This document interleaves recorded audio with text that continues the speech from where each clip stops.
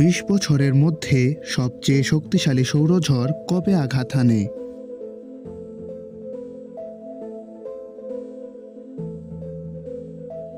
বিশ বছরের মধ্যে সবচেয়ে শক্তিশালী সৌরঝড় ১০ই মে ২০২৪-এ আঘাত হানে।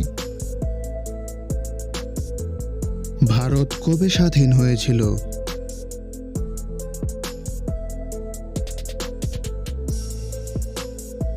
ভারত ১৯৪৭ সালে স্বাধীন হয়েছিল।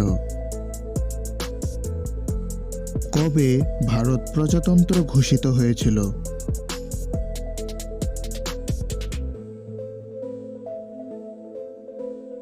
ভারত প্রজাতন্ত্র ঘোষিত হয়েছিল ১৯৫০ সালে। ২২শে মে ২০২৪-এ দায়িত্ব নেওয়া ভিয়েতনামের নতুন প্রেসিডেন্টের নাম কি?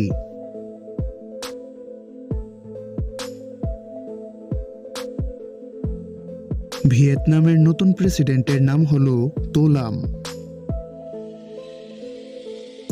স্বাধীন ভারতের প্রথম গভর্নর কে ছিলেন?